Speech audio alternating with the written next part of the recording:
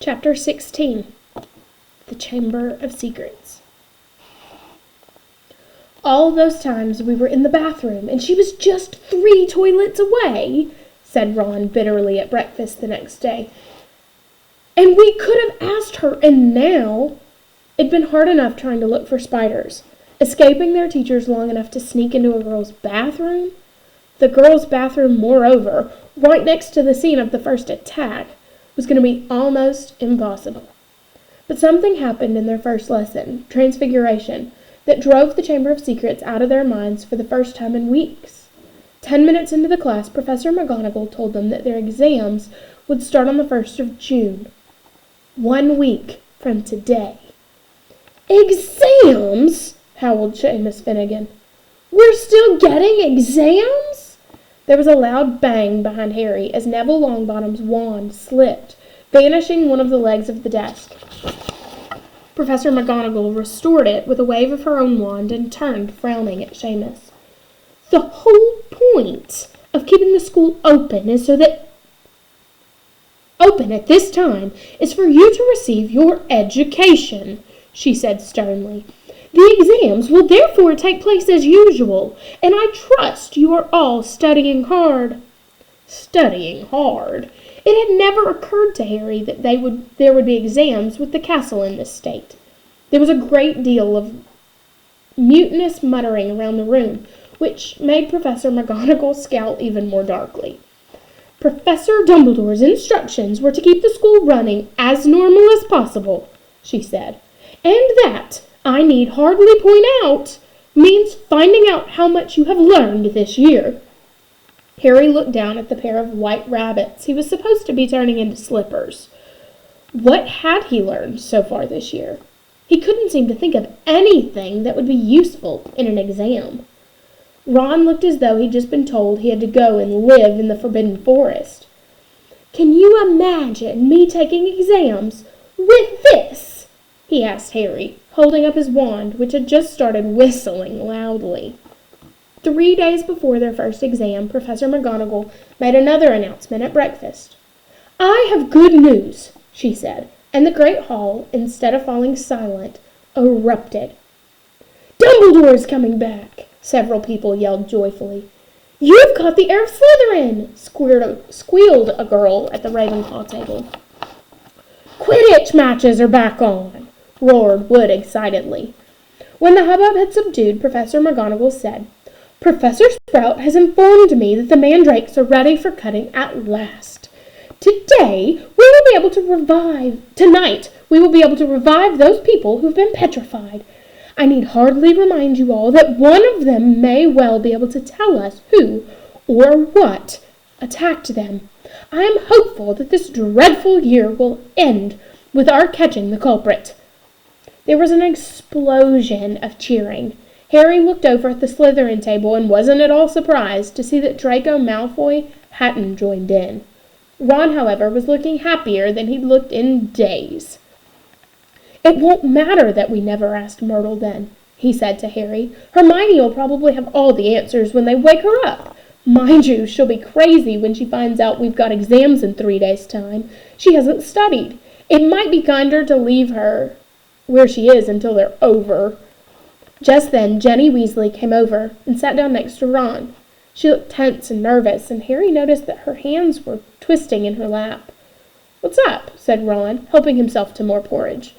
Ginny didn't say anything, but glanced up and down the Gryffindor table with a scared look on her face that reminded Harry of someone, though he couldn't think of who. "Spit it out," said Ron, watching her. Harry suddenly realized who Ginny looked like. She was rocking back and forth slightly in her chair, exactly like Dobby did when he was teetering on the edge of revealing forbidden information. "I've got to tell you something," Ginny mumbled, carefully not looking at Harry. "What is it?" said Harry. Ginny looked as though she couldn't find the right words. "What?" said Ron. Ginny opened her mouth, but no sound came out. Harry leaned forward and spoke quietly so that only Ginny and Ron could hear him. "Is it something to do with the Chamber of Secrets? Have you seen something? Someone acting oddly?" Ginny drew a deep breath. And at that precise moment, Percy Weasley appeared, looking tired and wan. "If you've finished eating, I'll take that seat, Ginny. I'm starving. I've only just come from patrol duty." Ginny jumped up as though her chair had been electrified, gave Percy a fleeting, frightful look, and scampered away. Percy sat down and grabbed a mug from the center of the table. "Percy!" said Ron angrily. "She was just about to tell us something important." Halfway through a gulp of tea, Percy choked. "What sort of thing?" he said, coughing. "I just asked her if she'd seen anything odd, and she started to say—" "Oh, that. That's nothing to do with the Chamber of Secrets," said Percy at once. "How do you know?" said Ron, his eyebrows waved. "Well, if you must know, Ginny, walked in on me the other day when I was, never mind. The point is she spotted me doing something, and I asked her not to mention it to anyone. I must say, I did think she'd keep her word. It's nothing, really. I'd just rather—" Harry had never seen Percy look so uncomfortable. "What were you doing, Percy?" said Ron, grinning.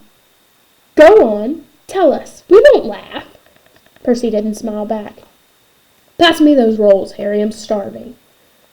Harry knew the whole mystery might be solved tomorrow without their help, but he wasn't going to pass up a chance to speak to Myrtle if it turned up, and to his delight it did.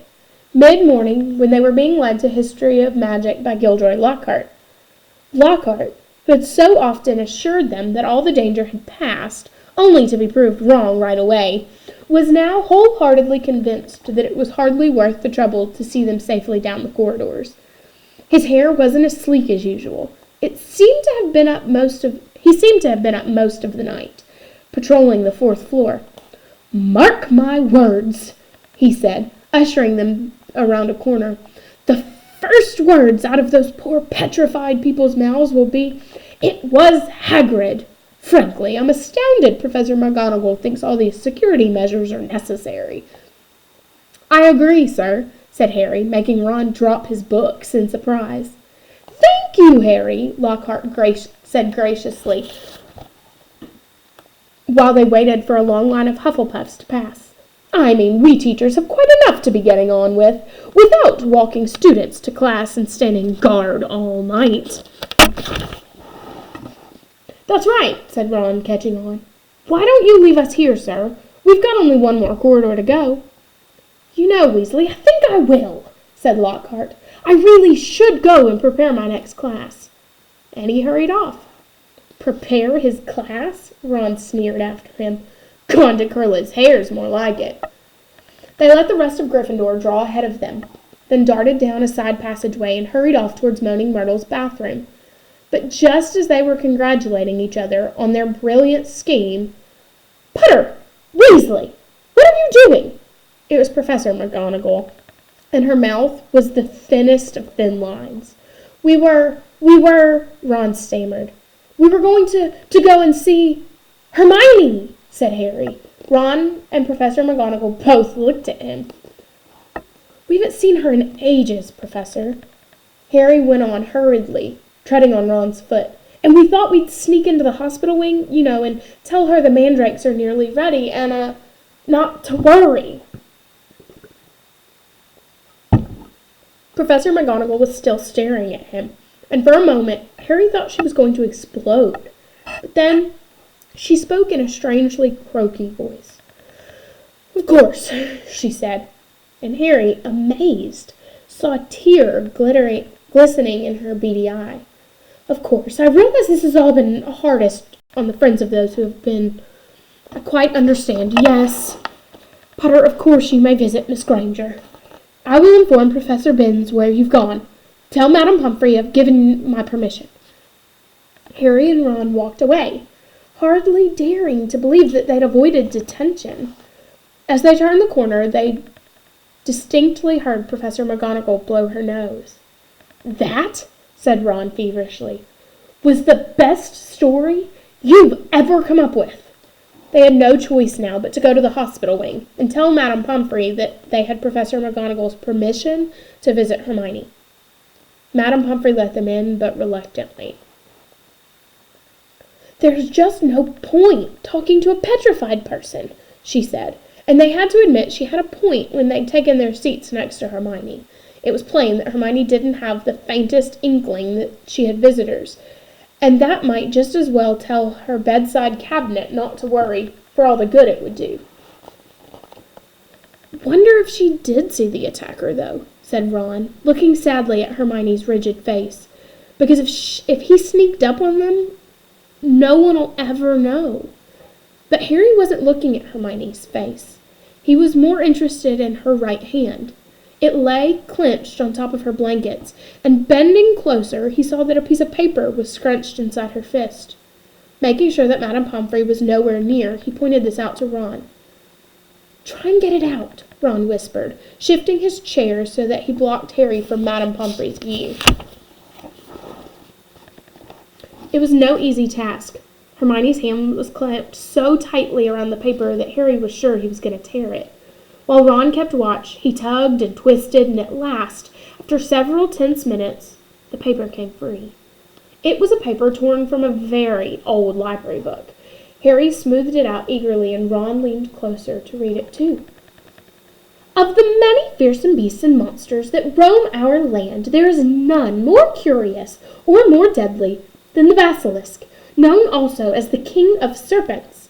This snake, which may reach gigantic size and live many hundreds of years, is born from a chicken's egg, hatched beneath a toad. Its methods of killing are more wondrous, for aside from its deadly and venomous fangs, the basilisk has a murderous stare, and all who are fixed in the beam of its eyes shall suffer instant death.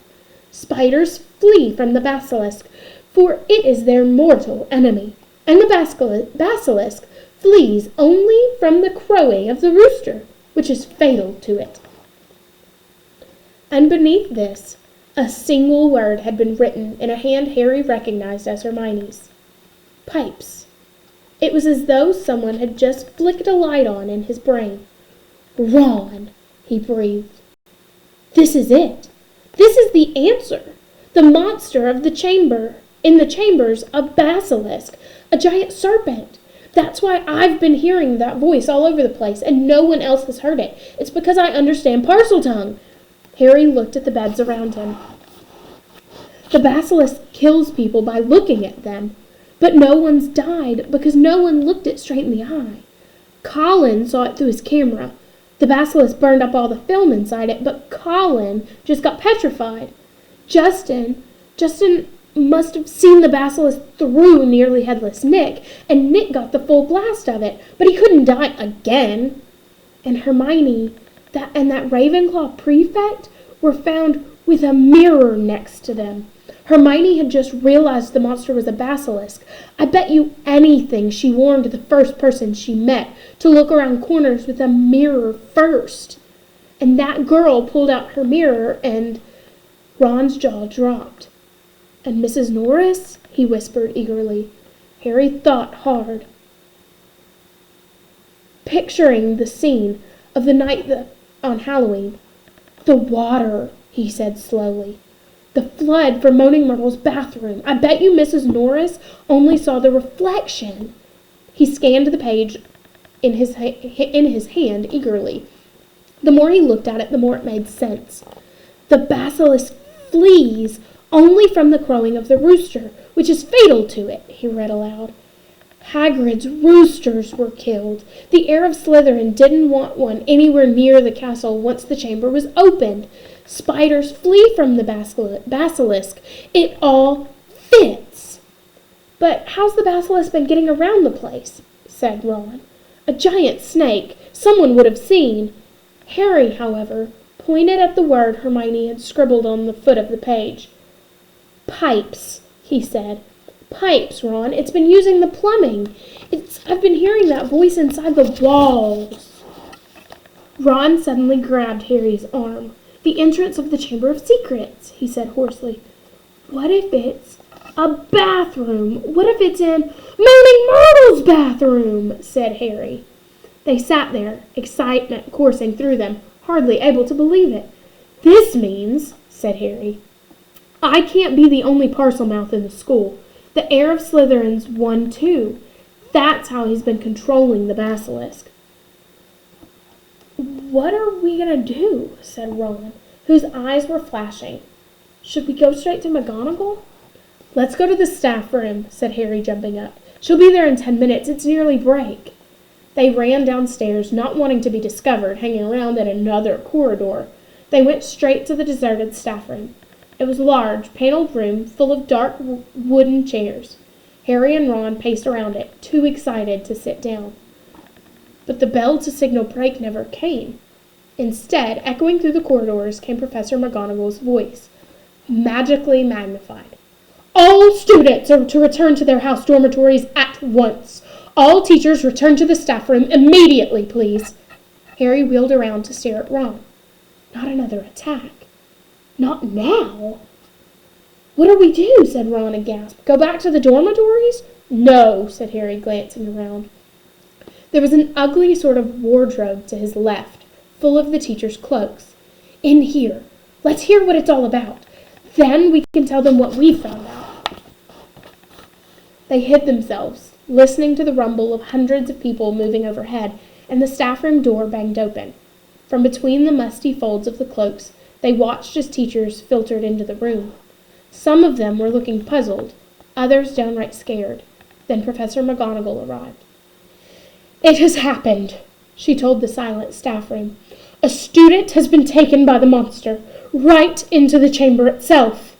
Professor Flitwick let out a squeal. Professor Sprout clapped her hands over her mouth, and Snape gripped the back of a chair very hard and said, How can you be sure? The heir of Slytherin, said Professor McGonagall, who was very white, left another message, right underneath the first one. Her skeleton will lie in the chamber forever. Professor Flitwick burst into tears. Who is it? Said Madame Hooch, who had sunk weak-kneed into a chair. Which student? Ginny Weasley, said Professor McGonagall. Harry felt Ron slide silently down onto the wardrobe floor beside him. We shall have to send all the students home tomorrow, said Professor McGonagall. This is the end of Hogwarts. Dumbledore always said. The staff room door banged open again. For one wild moment, Harry was sure it would be Dumbledore. But it was Lockhart. He was beaming. So sorry, dozed off. What have I missed? He didn't seem to have noticed that the other teachers were looking at him with something remarkably like hatred. Snape stepped forward. Just the man, he said. The very man. A girl has been snatched by the monster, Lockhart, taken into the Chamber of Secrets itself. Your moment has come at last. Lockhart blanched. That's right, Gilderoy, chipped in Professor Sprout. Weren't you saying just last night that you've known all along where the entrance to the Chamber of Secrets is? Aye, sputtered Lockhart. Yes, didn't you tell me that you were sure you knew what was inside it? Pipped up Professor Flitwick. Did I? I don't recall. I certainly remember you saying you were sorry you hadn't had to crack at the monster before Hagrid was arrested, said Snape. Didn't you say that the whole affair had been bungled, and that you should have been given a free rein from the first? I really never, you may have misunderstood. We'll leave it to you then, Gilderoy, said Professor McGonagall. Tonight will be an excellent time to do it. We'll make sure everyone's out of your way. You'll be able to tackle the monster all by yourself. A free rein at last. Lockhart gazed desperately around him, but nobody came to the rescue. He didn't look remotely handsome anymore. His lips were trembling, and in the absence of his usual toothy grin, he looked weak-chinned, feeble. Very well, he said. I'll be in my office, getting ready. And he left the room. Right, said Professor McGonagall, whose nostrils were flared. That's got him out from under our feet. The head of houses should go and inform their students what has happened. Tell them the Hogwarts Express will take them home first thing tomorrow. Will the rest of you please make sure no students are left outside their dormitories? The teachers rose and left, one by one. It was probably the worst day of Harry's entire life. He, Ron, Fred, and George sat together at the corner of the Gryffindor common room, unable to say anything to each other. Percy wasn't there. He'd gone to send an owl to Mr. and Mrs. Weasley, then shut himself up in his dormitory. No afternoon ever lasted as long as that one, nor had Gryffindor Tower ever been so crowded, yet so quiet. Near sunset, Fred and George went up to bed, unable to sit there any longer. "She knew something, Harry," said Ron, speaking for the first time since they had entered the wardrobe in the staff room. "That's why she was taken. It wasn't some stupid thing about Percy at all. She'd found out something about the Chamber of Secrets.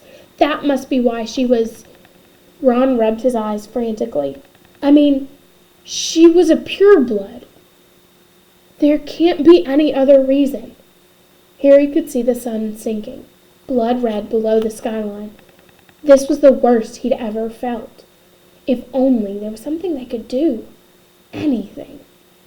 "Harry," said Ron, "do you think there's any chance at all she's not? You know." Harry didn't know what to say.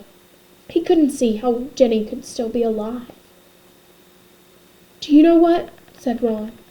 "I think we should go and see Lockhart. Tell him what we know. He's going to try and get into the chamber. We could tell him where we think it is and tell him it's a basilisk in there." Because Harry couldn't think of anything else to do, and because he wanted to do something, he agreed. The Gryffindors around them were so miserable and felt so sorry for the Weasleys that nobody tried to stop him as they got up, crossed the room, and left through the portrait hole. Darkness was falling as they walked down to Lockhart's office. There seemed to be a lot of activity going on inside it. They could hear scraping, thumps, and hurried footsteps. Harry knocked, and there was a sudden silence from inside. Then the door opened in the tiniest crack, and they saw one of Lockhart's eyes peering through it. "Oh, Mr. Potter, Mr. Weasley," he said, opening the door a bit wider. "I'm rather busy at the moment. If you could be quick." "Professor, we've got some information for you," said Harry. "We think it'll help you." "Oh, well, it's not terribly—" The side of Lockhart's face that they could see looked very uncomfortable. All right." He opened the door, and they entered. His office was almost completely stripped. 2 large trunks stood open on the floor. Robes, jade green, lilac, and midnight blue, had been hastily folded into one of them, and books were jumbled untidy into the other. The photographs that had covered the wall were now crammed into boxes on the desk.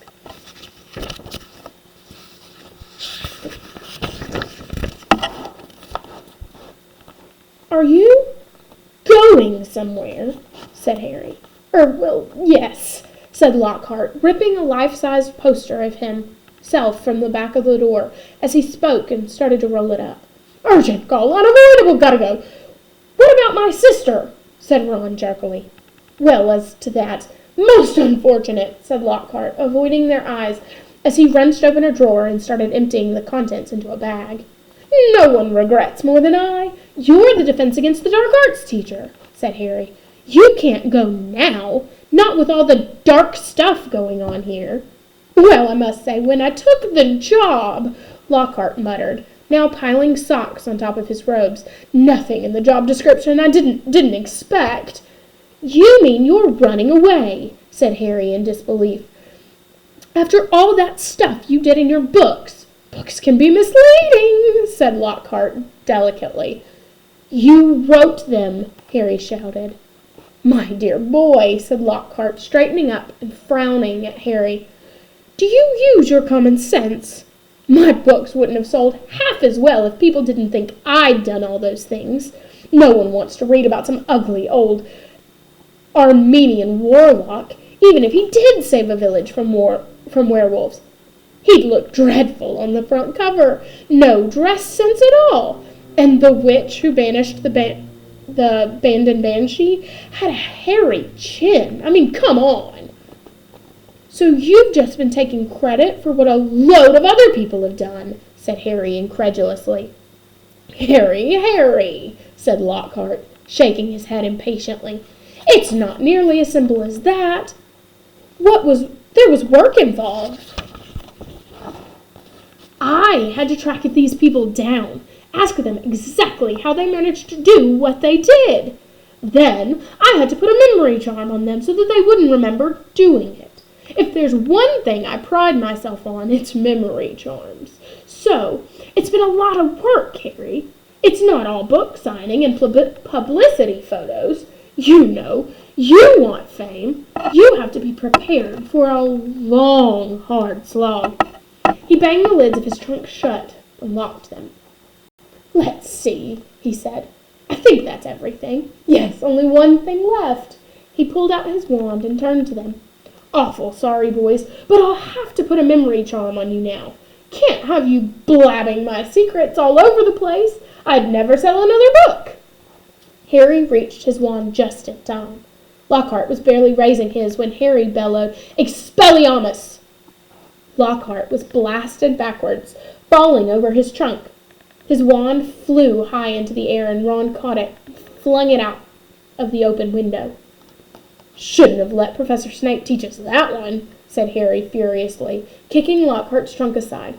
Lockhart was looking up at him, feeble once more. Harry was still pointing his wand at him. What do you want me to do? Said Lockhart weakly. I don't know where the Chamber of Secrets is. There's nothing I can do. You're in luck, said Harry, forcing Lockhart to his feet at one point.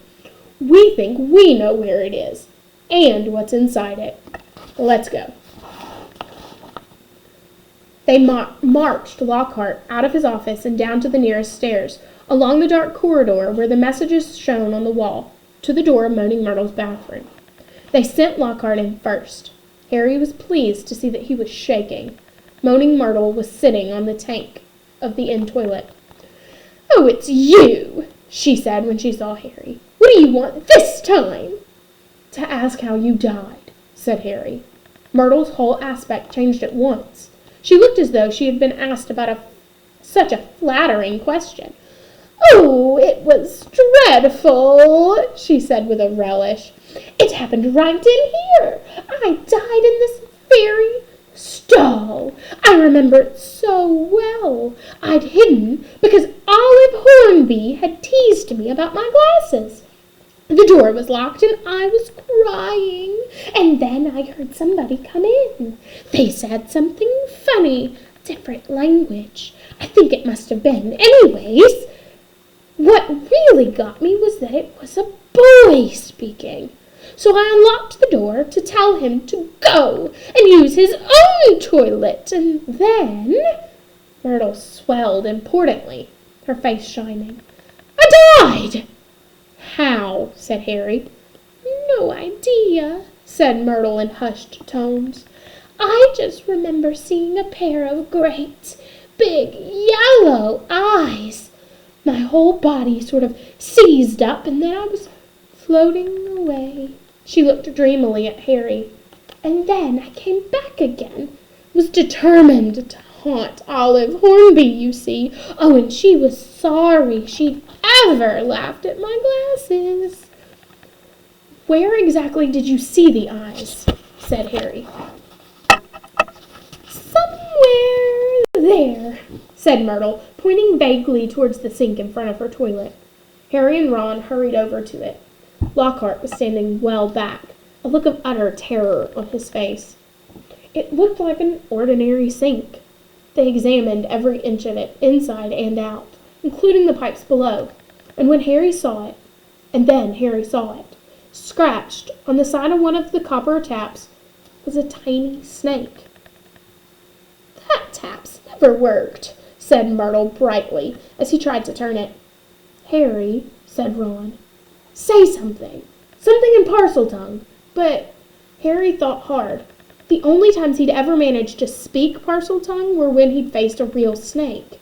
He stared hard at the tiny engraving, trying to imagine it was real. Open up, he said. He looked at Ron, who shook his head. English, he said. Harry looked back at the snake, willing himself to believe it was real. If he moved his head, the candlelight made it look as though it were moving. "Open up," he said, except that the words weren't what he heard. A strange hissing had escaped him, and at once the tap glowed with a brilliant white light and began to spin. Next second, the sink began to move, and the sink, in fact, sank right out of sight, leaving a large pipe exposed, a pipe wide enough for a man to slide into. Harry heard Ron gasp and looked up again. He had made up his mind what he was going to do. "I'm going down there," he said. He could not go, not now that they'd found the entrance to the chamber, not if there was even the faintest, slimmest, wildest chance that Ginny might be alive. "Me too," said Ron. There was a pause.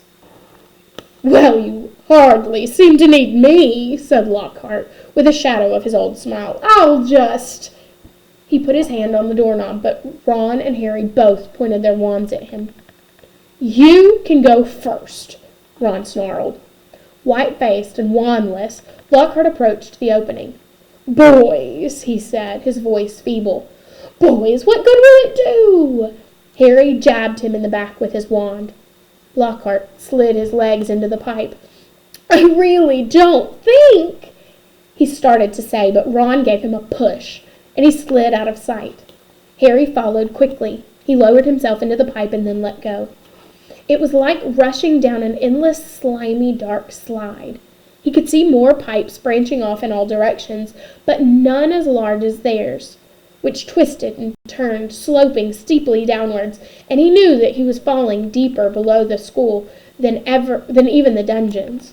Behind him he could hear Ron, the thudding slightly at the curves. And then, just as he'd begun to worry about what would happen when he hit the ground, the pipe leveled out, and he shot out of the end with a wet thud, landing on the damp floor of a dark stone tunnel, large enough to stand in. Lockhart was getting to his feet a little ways away, covered in slime and white as a ghost. Harry stood aside as Ron came whizzing out of the pipe, too. "We must be miles under the school," said Harry, his voice echoing in the black tunnel. "Under the lake, probably," said Ron, squinting around at the dark, slimy walls. All three of them turned to stare into the darkness ahead. "Lumos," Harry muttered at his wand, and it lit again.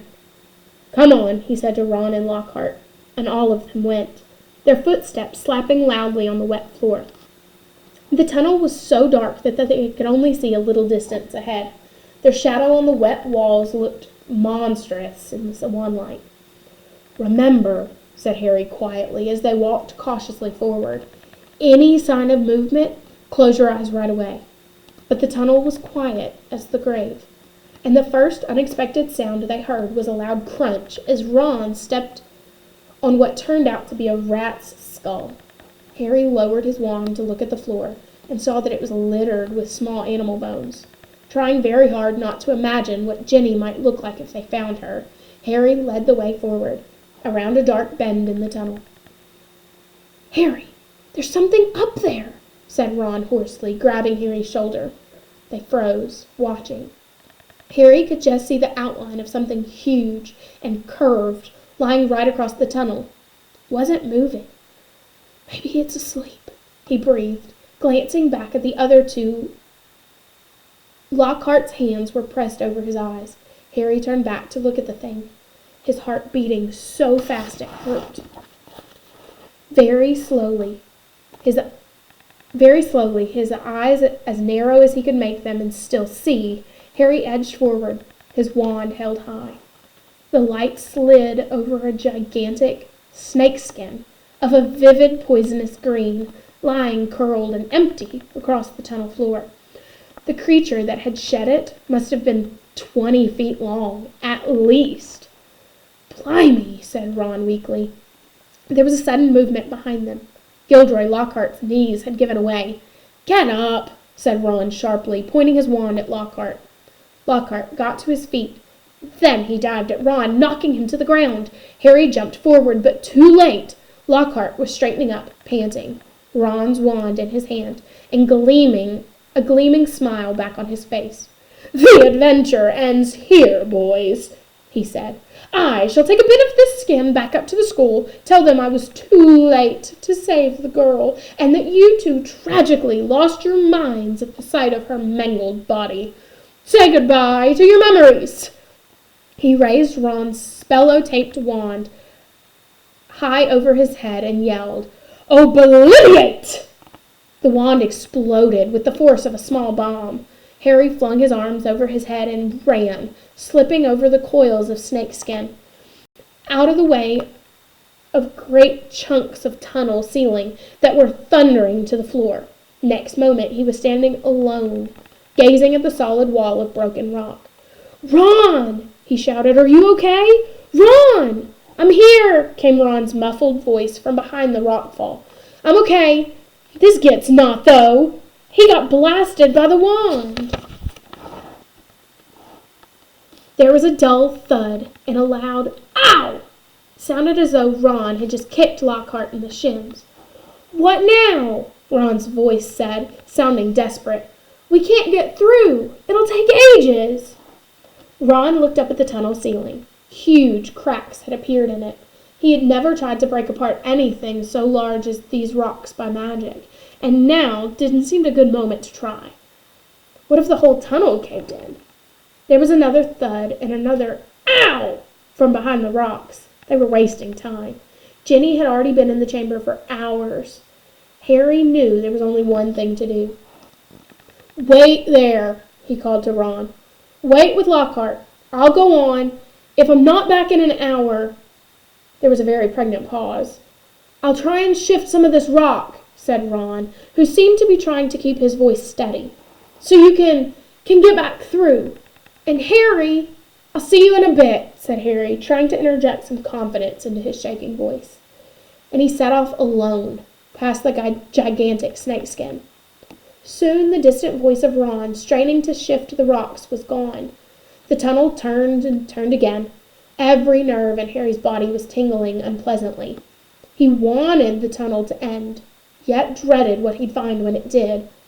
And then at last, as he crept around yet another bend, he saw a solid wall ahead, on which two entwined serpents were carved. Their eyes were set with great glittering emeralds. Harry approached, his throat very dry. There was no need to pretend those stone snakes were real. Their eyes looked strangely alive.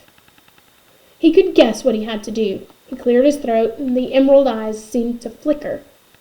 "Open," said Harry, in a low, faint hiss. The serpents parted as the wall cracked open. The halves slid smoothly out of sight, and Harry, shaking from head to foot, walked inside.